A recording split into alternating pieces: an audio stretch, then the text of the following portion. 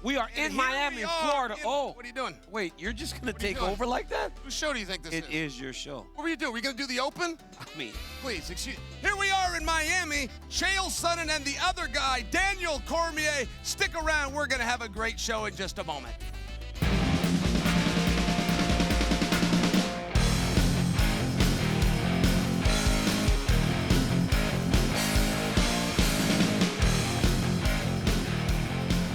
Guys, welcome to Good Guy, Bad Guy. I'm Daniel Cormier, and this is Chael Sonnen. Chael, I'm sorry, man. I kind of confuse people when I talk first. I should lay off of doing that. Get a text last night from Dana White, invites me to dinner. A place called Poppy's Steakhouse. But all he says is, be at Poppy's, and he tells me a time. I go down to Poppy's. I was basically wearing this outfit. It was a different shirt, different color, it was a white one. They stop me at the door. They tell me there's a dress code. You can't wear a hood. Turns out Dana did not invite me to dinner. The text went to the wrong person. I get inside. I'm completely embarrassed. They brought me a baked potato. They put caviar on top of it. Now, as soon as I say caviar, I just turned everybody off from me. Daniel, I've never had anything like it. It was fantastic. Because Miami is the best, and there is no place better for food outside of Louisiana. You know how embarrassing it is when you think you got invited to dinner, but and they stop you at the door? I would have rushed his dinner and made him let me sit with him. I didn't even tell him that you text. I said nothing. I was embarrassed. The only way he'll know is when he tunes into the show. What are we here to talk about? Fighting or something like that? What do you want to discuss? You know who will not be embarrassed? Tell me. Suga Show O'Malley. Oh, my goodness. This weekend, this guy defends his bantamweight championship for the first time against Marlon Chito Vera. But we will constantly talk about who he is as a fighter. But why I want to talk about Chael is the star quality, the star ability, the potential for Sean O'Malley to be the next guy that explodes out of the box. What makes him so special? Danny, you finished a fight one time, and you leveled with the audience. Joe Rogan's holding the microphone, and you said, guys, I have a job, which is to sell fights. I have to say a lot of things. And you went into it, but you were very real with the audience in this great moment. I use it as an example because it's the first answer to your question about O'Malley. O'Malley understands he needs to do this. He embraces this. You have top guys in divisions. You have top stars and top draws in divisions. There's only a few guys. There's 767 guys under contract. 6 of them move the needle, and those 6 understand there's one face. Conor's got it. Adesanya wants it, and O'Malley's coming for both of them. And that is your pecking order, and they start trading around. I mean, I got to say, there's a few other guys that do everything just right, but come on, look at this guy. Yeah, it's this, This is right? great. It's this, Chael. He doesn't come out of character when he's in front of people. He understands that you expect a certain thing from Suga Show O'Malley. You expect big. You expect the private planes, you expect the nice cars, you expect the colorful hair, and you expect the big personality. And when you know that, and you give them that, and then you deliver in terms of athletic accomplishments, people tend to buy in. Right now, Sean O'Malley has got it going on. But I just feel like right now, we are still at the tip of the iceberg of what this kid can be as a star. Because if he goes out there and he delivers on Saturday night from Miami, Florida, the roof will explode. Look, man, him winning the belt in the way that he did, the similarities to Conor McGregor with the step-back right hand, the step-back left hand from Conor, it calls you back to those moments, and you just get that feeling something big is going to happen for this guy. But understanding it, recognizing it, and giving it to them is one of the ways that you become a star. Sean O'Malley is a star, and you feel it from the moment he walks in the room. Daniel, I remember being in Boston. I go to a lot of fights, and I love it, and I'm fortunate, all of that nice stuff you're supposed to say. I don't always remember where we are. There was such a reception for Sean O'Malley when he walked out to take on Aljo Sterling, of which he was a 2.5 underdog. He walked in there was 18,000 people, and they were on their feet for him. That is a pressure. That's something that kids sit at home and dream about. You dream about it until you get it, and now you've got to perform. He did. I felt like he stepped up. I've seen him deal with other adversity. Think about his fight with Chito where he's hurt. Think about the fight that he has to do his post-fight interview on the ground with Joe Rogan laying next to him because he's so injured. He finished the fight anyway. He knew he was up 2 rounds. He's doing the math. He hung in there. I'm just sharing with you. It doesn't appear that the lights get too bright. This is personal, though. This is a little different. This is his first rematch. This is the guy that's coming after him instead of the other way around. There is a couple of question marks for our champion. Absolutely, and it's one thing to be the guy that's chasing. It's another thing whenever you are the one that is being hunted. Now, one thing about Sean O'Malley, we just spoke about how he understands all these things that allow for him to become a star. But what makes him so good?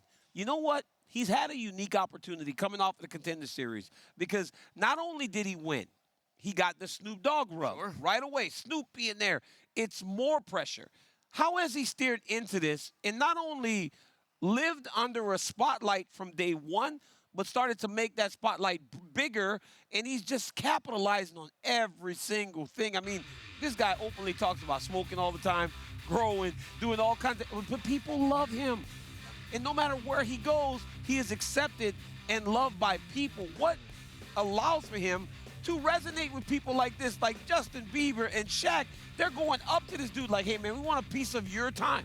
It is very hard to not like him if you meet him. And then the second thing is he's entertaining. Whether you're cheering or booing, he has a commodity aside from the performance. And most fighters' only commodity is the punches and kicks. Is the performance. He got a little podcast that he does with his coach, Tim Welsh. Real good on social media, visits with the fan. But that stuff goes a really long ways. And when you start making claims like I'm the best and I'm the biggest draw, to your point, when you say it and then you back it up, it can really move you a lot. Most guys would need 3 or 4 years of being undefeated to accomplish what he can do with 2 victories and 2 shots on the microphone. Absolutely. And, you know, for some, it would seem as though all this added pressure could become a bit of a distraction. It'd be hard. Like, how do I maintain the idea of who I am and still be the champion of the world? Because I tell you, Chael, when you're fighting, and you and I both know this, when you're fighting at the highest level, it's more than just a fight. And you and I both spent time on the microphone. You much better than I did,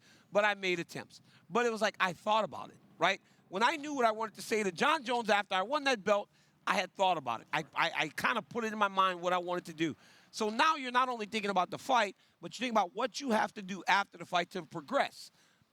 Do you believe that Sean, at his age, it's all being so new, can make sure that this doesn't become a bit of a distraction and overtake what is most important as we head into the fight on Saturday? And try to imagine how many things are on O'Malley's minds. Like, you got to deal with Chito Vera, which is personal. That's the true #1 contender. Chito Vera put to sleep Dominic Cruz. Dominic Cruz is a lock for the Hall of Fame. Okay. Yes. Puts him down. He's the true #1 contender. So, okay, you're thinking about him, and it's personal, and you're getting called out, and you're trying to sell tickets, and you're trying to make 135 pounds, which isn't easy. Oh, by the way, you've had a couple of injuries. Set that all aside, because guess what Dana White does? He announces if Chito Vera, for any reason, can't make weight or can't pass the commission, you're going to be fighting Marab on 1 day's notice. Oh, by the way, you got some guy named Nurmagomedov coming through.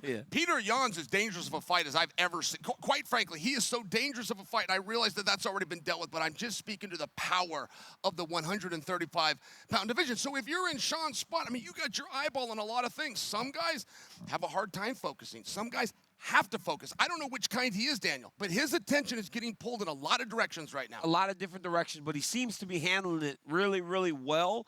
I spoke to the kid yesterday, and he was so confident that he's going to get the job done, and I believe a lot of the reason so many are drawn to him is because of that confidence. Also, hey, anytime you can get the UFC to make a change, like giving you pink shorts or giving you camouflage shorts, you know they believe in you. But I'm telling you, when a champion walks out there in pink and gold in Miami, Florida, it's going to be so perfect. I don't know. But in the co-main event, Chael, Dustin Poirier takes on Benoit Saint-Denis. Yes. Right? This is a banger. Yep. But Dustin Poirier is a guy that we have seen for a real long time. He's been around. We all love him. We know what he means to the sport of MMA. But as you age, you start to look to what's next. Dustin sat down with Brett Okamoto, and this is what he had to say. No, it's coming. I can't do this forever. I'm 35 years old. This is my, I don't know how many, 40th professional fight. I have a lot of amateur fights as well. You know, I have a family to be there for, and I can't love something so much that because every time I get in there, Saturday night, a piece of me is going to leave that I can never get back. And I've come to terms with that every time I step in there. And sometimes it's not that way, but 95% of the time it is that way. Just the way I fight and the kind of fights I get involved in. And I understand that, but I can't love something so much to where it takes away from what's most important. Fighting is just something I do. You know what sucks about that for me? It's heartbreaking. Yeah. I hate when we see these guys that we have come to love so much, that have fought and given us so much of themselves, start to look to the end. Because it reminds you that there's going to be a day where we lose guys like Dustin, and they'll be us, right? I just want to make sure that fans understand that we are still living in a time where we get these guys. Because you never know when they're going. Yeah. And when they start talking about it, it just sucks. One of your most glorious moments was one of those disappointing moments for wrestling. It's when you pinned Melvin Douglas at the Olympic Games. But that was the end of an era. Now, I'm only saying this. I don't like where Dustin's going with this, quite frankly. Dustin Poirier is an underdog. I don't agree with that. This fight got moved to 5 rounds, which favors Dustin Poirier. He remained as an underdog. I do not agree with that.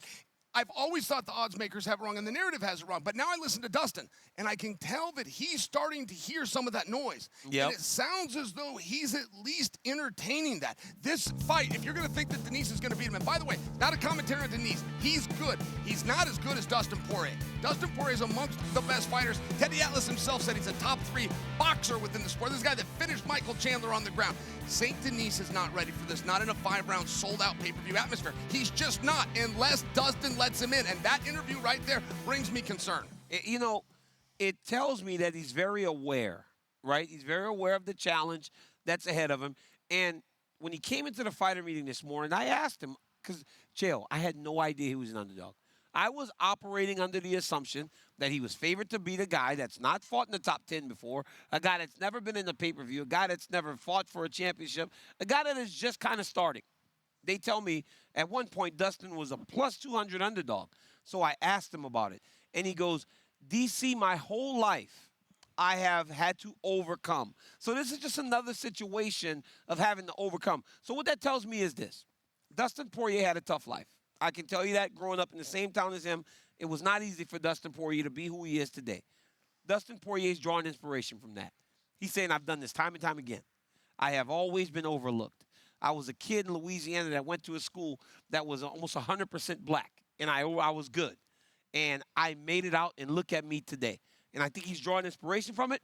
I think he needs to, though. But, yeah, I don't love it. I just hate – do you concede to my point at least? Yes, that's what I was about to say. He's letting this in. Yes, he's taking – it feels like he's taking – note of everything going on around him. I can't believe it. I thought he would dismiss that. You know, when they talked him into fighting St. Denis, was, why am I going to fight a guy? I'm a big star, and he just got to win. I laughed at him. I did too. And then all of a sudden, it was actually the sports book. The sports book came out and put him as an underdog, and all of a sudden, the narrative changes, and so does the tone coming from Dustin. Look, if history is a trajectory to the future, there was once a time 9 years ago when he fought a young man named Conor McGregor, and he did not believe he belonged. He was doing just fine in the contest, but he did not believe he belonged because neither did other people. And he found a way to lose.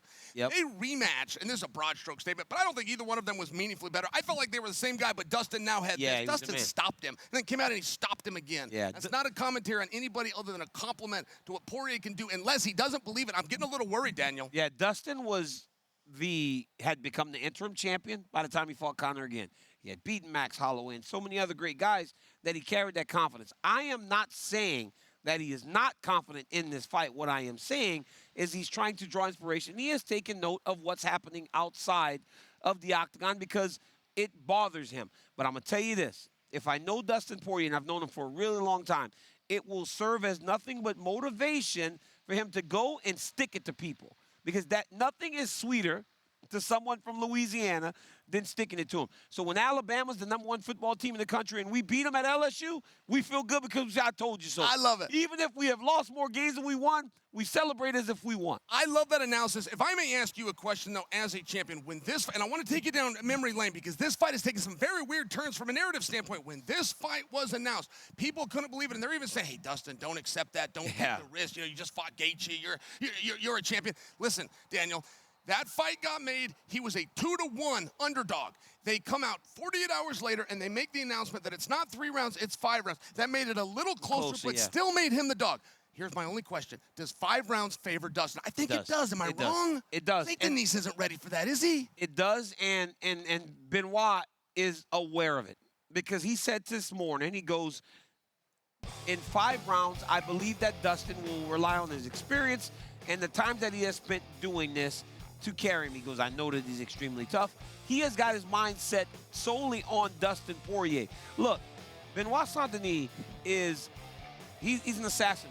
He's a Navy SEAL in the French military, and he's an absolute savage. But this is a massive step up from number 12. Massive. The biggest fight he has had to this point is against Matt Frevola. He knocked out Matt Frevola. Chael, when he called out Dustin Poirier, I laughed at him on the commentary table, I said Benoit Saint-Denis has about as much of a chance to fight Dustin Poirier as I have of winning the lottery. Of even getting the fight. Of getting the fight. I agree. There was no way Dustin would take the fight. Dustin takes the fight. He said he needs a win. He goes, I lost my last fight. I've got to go get a win. This guy's hot. Let's see what happens when we step in the octagon. I'm excited about this. I think this one has all the factors to be the most explosive fight on the fight card. 5 rounds. When those dudes hit the curtain, Chael, that place is going to go bananas. You know, earlier we were talking about Sean O'Malley, the star, right? There are metrics that you look at inside. And Sean O'Malley is here. And then there's a gap, right? And then there's Dustin Poirier. But then right under Dustin Poirier is Kevin Holland, who welcomes MVP to the octagon this weekend. When you look at that, what do you make of that fight and the excitement level for it? First off, MVP, I'm very happy and welcome MVP. I watched him in the other organizations, and he's really done a very good job. I would like to say this. It's about time something good happens for Kevin Holland. Like, I feel like that's a well-promoted fight, and that it was great to get that matchup that a lot of people are looking forward to. Kevin Holland has stepped up on time every time. He fought 5 guys in 1 year one time. That includes Jacare Souza, and agreed to do a grappling match, rest his soul, with Anthony Johnson 1 week later at heavyweight. The guy is the real deal. When he thought he had takedown defense deficits, he went out to AKA and saw your guidance. And I just really respect that. I really appreciate that. In some regards, though, when you are the guy that steps up and is willing to do things that other people aren't willing to do, sometimes your only reward is that you get asked to do more things that other guys don't want to do. I'm not certain that that's the case here. I feel like it's a pretty good matchup for Holland. I won't give you a prediction on it as far as Holland, but I will tell you, generally when guys first come to the octagon, they underperform. Whether they win or not, they underperform. Example, Eddie Alvarez, first time loses, goes on to be world champion. But does this guy have the ability to underperform? You've watched him MVP over the course of his career.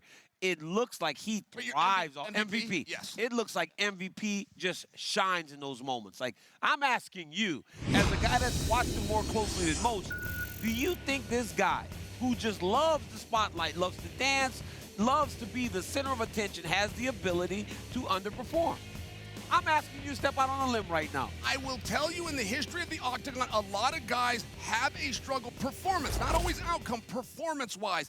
I think it's also an interesting match. Kevin Holland, who does some of his best work on the ground, the thing he's most proud of is his black belt under Travis Lutter. But he'll stand up, he gets roped in to getting the oohs and ahs from the crowd. He gets roped into throwing those kicks and throwing some punches. MVP is not the one. No. There's some guys you don't play with. Don't play with MVP. Yeah, you don't want to play with MVP if you're Kevin Holland, and I believe that one of Kevin Holland's greatest performances was when he fought Michael Chiesa, and he just followed the game plan. He knew that Michael Chiesa was susceptible to a Darce choke. He went and got him in a Darce choke, got the victory, got the submission. Like you said, Chael, he is so proud of that black belt from Travis Lutter. But this fight right here is going to be crazy, and MVP, I'm going to pull the curtain back, has a special walkout. Guys, this is the main card.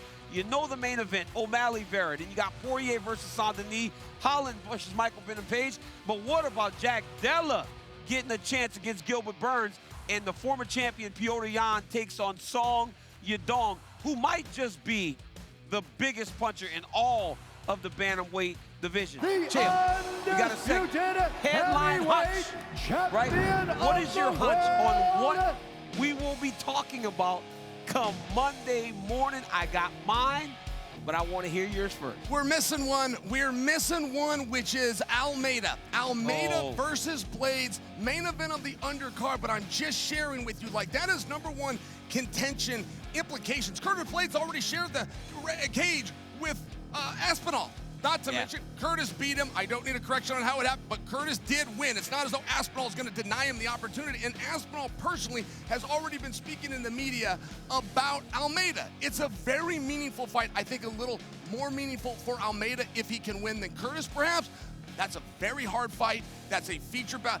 That is proof of how loaded this card is. Yeah, because those guys are fighting in the main event of the prelims. It's crazy, but we're going to Brazil later. It might happen.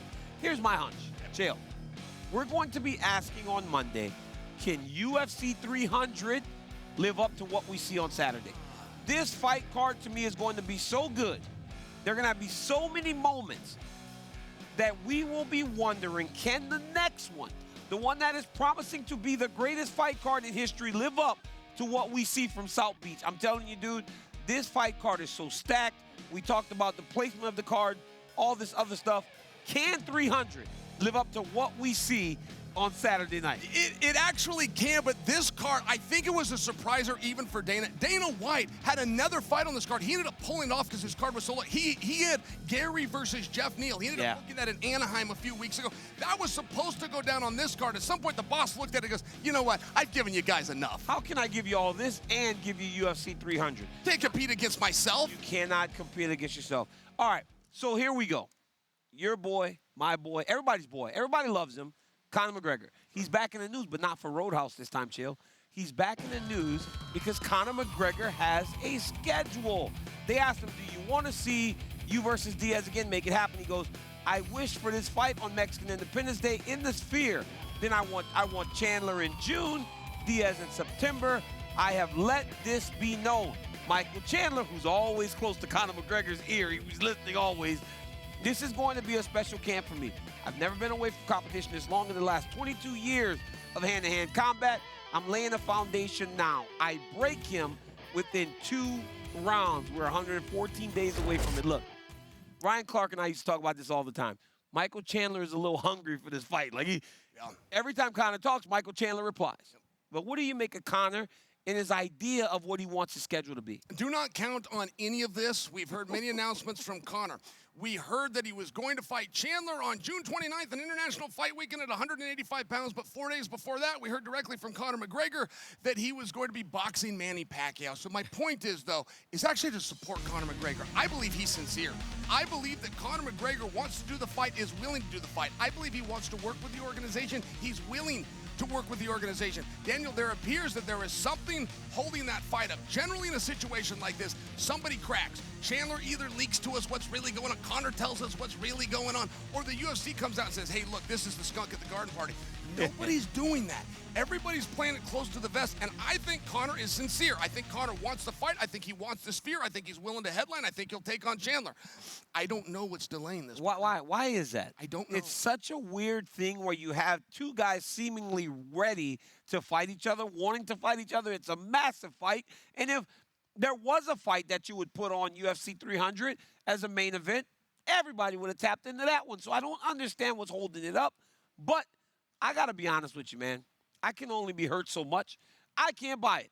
I'm not buying it. You're better than me, but you might be the guy, if you were a girl, that would get cheated on. Your boyfriend would tell you, hey, I won't do it again. No, I'm just saying, your boyfriend would tell you, I ain't going to do it again, I promise you. And you'd be like, okay, baby, I understand and I believe you. You remember when I told the story about the potato with the caviar? Okay. And you corrected me because I was getting a little off topic? Yeah. I'm returning the favor, buddy. What were we talking about? Yeah, dude, Somewhere on the Sphere and McGregor. I cannot trust Conor McGregor. Oh, okay, that was Conor the point. McGregor can tell me time and time again he's coming back. I can't believe it until I see it, Chael. Please don't get cheated on by him again. But do you believe that he wants to? That's more what I'm speaking. I think is it the UFC that is running into a problem? I don't know. Can I give you a prediction? I have no inside information. Yeah, you do. This is a guess. Okay. I feel as though Conor, right, for a main event of a pay-per-view, which is where Conor has to be, he cannot do anything but a pay-per-view the way that his contract works. It actually calls for pay-per-view participation. To do a main event and not have a title and not be a contendership, quite frankly, they don't even have a weight class that they want to fight at because it doesn't affect the rankings or everything to do with it. That's just not the way that Dana does business. My point, I believe with no information, that Dana White is willing to book him. He's going to put him in a co-main event.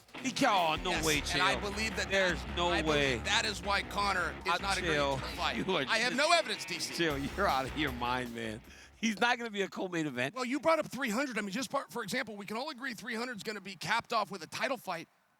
There's no title on the line. Yeah, but it's yes, I get it, and it's hard to put him over to all those guys. But I mean, we don't have a title fight for June 29th. But I also know this: I don't know that Conor McGregor will be on a fight card with another champion because one, you're making a ton of money off of Conor, not fighting Conor, but also because your champions don't want to be the co-main event. Which, and by the way, is as absurd as anything in the world. It's against policy, right? Yeah. Plus, they're stupid. Sure. If they put Conor McGregor in the main event on my fight card any day of the week, I'm collecting pay-per-view points and I'm going right to the bank in the co-main event. I did it with Brock Lesnar. They said, hey, Brock's there, Jones is out. I said, put me as the third fight from the top. Just keep Brock Lesnar on the card. I don't care.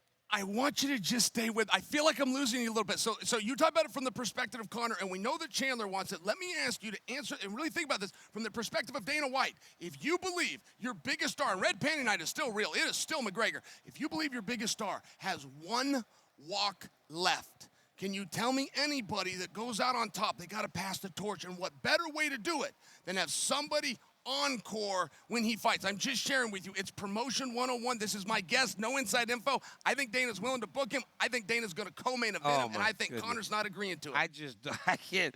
I mean, I don't know, Chael, man. You got to stretch. Yeah, you got a great creative mind, though, man, and that's why we all love you.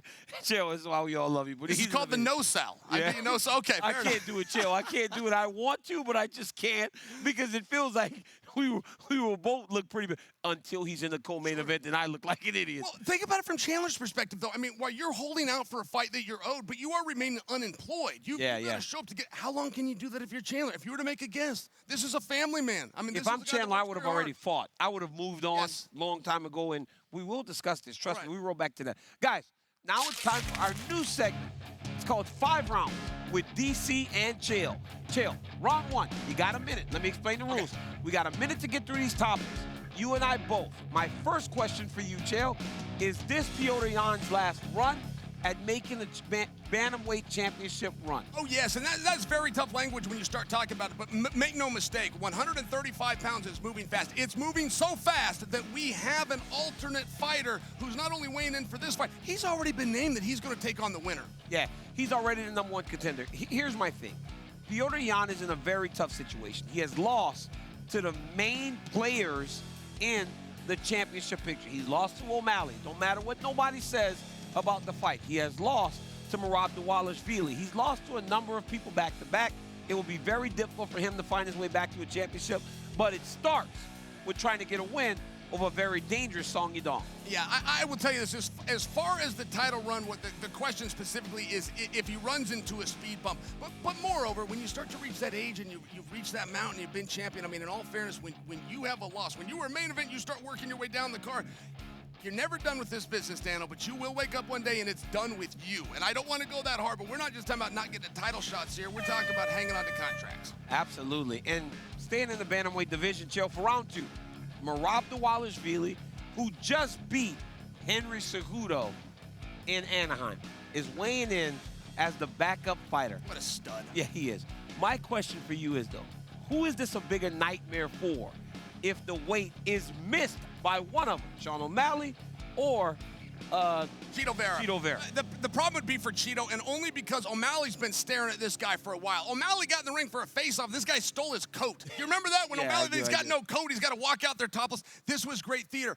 But I am sharing with you, I know a lot of guys that have retired, Daniel, particularly from our sport of wrestling. More of them retired because they were done with the lifestyle. They were done with the training. They were done making weight. It is the worst enemy you have, and it doesn't get fantasized or focused on enough.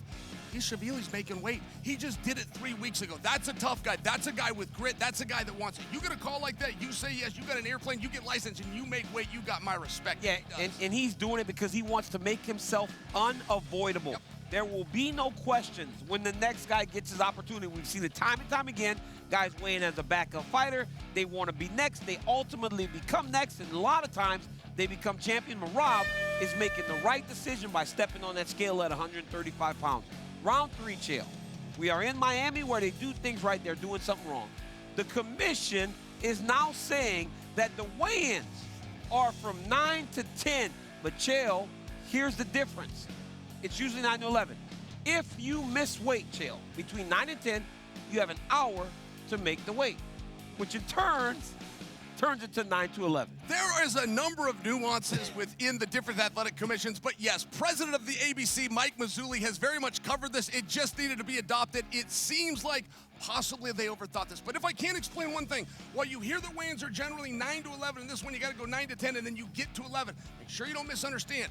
If you do not get on the scale by 10 o'clock, you are scratched. You do not get a return until 11 if you're not on it by 10. Yeah, you got to get on the scale before 10 o'clock, but honestly, and this is where the issue becomes with your boy. Hey, I might have grabbed the towel, but I was the champion. I had 2 hours. I was going to make the weight, Chael. You were going to make the weight. So why not just let me do it in Florida where you made it show for your up? next fight. Remember? Come on, you made the weight. But Florida Commission, don't be stupid. Just say 9 to 11. Let these people step on the scale as they make the weight, because you really are just really making difficult, which is something that is not difficult anymore. Give the fighters the idea when they got to get on the scale. They will show up there as professional to try to make the weight, and then we get to go on with this great fight card. Macy Barber is on the fight card this weekend as we get to round number 4. She was talking about a woman, but not in her weight class, and this is what she had to say. I think it depends on the timing. Like if it was like they're both at the same time, then it's like we gotta think about that one. But I'd take the easier one first, which I think is Juliana, and then I'd go and fight Alexa. What makes Juliana more easier than Alexa? I just don't think she's that great of a fighter. Chael, Macy Barber Chael, when she first got here, she told us she was going to be the youngest champion in history. She was going to be the best, the GOAT. She got ahead of herself, and she's doing it again. I love it. I quite frankly love it. She was up on a set, just like we're doing right here, and I paid her a compliment, and this is back when she was undefeated and saying, I'm going to be the youngest fighter ever. I'm going to beat John Jones, who was the current youngest, and it was a really interesting marketing standpoint. It's like, God, they have to give her the opportunity if she remains undefeated, because she's done such a great job with this, and I said that I really liked it, and she stopped the interview, and we were live, and she said, why? Now, I'm backing her up. I'm backing her move. And she said, why? Why do you like that? And I explained, well, you're putting yourself in a pressure situation. I like that a guy like Babe Ruth will walk to the mound and tell you where he's going to put the ball. It's a special thing. I like the way she markets. I think she looked good right there. I believe her. She got one heck of a poker face, DC. I like it. She is on a 5-fight win streak now. I would tell her, hold the horses just a little bit, because we've been here before. The definition of insanity is to do the same thing over and over and expect a different result. Macy Barber, don't fall victim to your own confidence. Round 5. Guys, there is a guy making his debut this weekend. His name is Rebelis de Spain. Yes. He is a monster. He is 6'7". He is a judo Olympic champion from Cuba. His last 3 fights, Chael, have lasted 21 seconds by some metrics, others 19 seconds. Now, DC, I would never correct you other than he was actually an Olympian right after you were the next games. It was a bronze. Oh, it was bronze. Taekwondo, Okay, and you might remember. Taekwondo. Yeah, he's got the highlight video for hitting the spin kick knockout, putting the guy down for the bronze. He's an intimidating figure. I mean, there's not a lot of times you can say that, or you and me, that we would admit there's somebody that's intimidating just because of his size. This man's intimidating. He is special. God didn't make a lot of men his build. Yeah, no, I mean, this guy is so good at what he's doing, but my question or my concern is when you're fighting people and you get through 3 of them in 7 seconds apiece, how good are they, Chael? I mean, there are padded records, right? But he's only got four fights. What happens when Despain finds himself in the middle of the octagon and he runs into a little bit of trouble? We're going to find that out this weekend, but boy, a heavyweight prospect like that. And every upset, partner, has the same element, which is, in any sport, an athlete finds himself in a contest that's harder than they thought it was going to be. And when you get used to getting people out of there quickly, you can fall susceptible to that. Absolutely. This guy has an 87-inch reach, ladies and gentlemen. Did you hear that analysis from me? You can't get this analysis. Oh, you're really good. I said he had a spinning kick in the Olympics for the bronze medal. I feel like we are not paying you enough. Like I mean, this show does not deserve Uncle Chael. It just does not happen, guys. Guys, every week, Chael and I, 2 times a week, your 2 favorite people in the whole world of mixed martial arts. We will be here. Get us wherever you get your podcast. Also, YouTube, ESPN2, ESPN Plus. It's Uncle Chael. It's your boy DC. It's the good guy, the bad guy. We'll see you next time.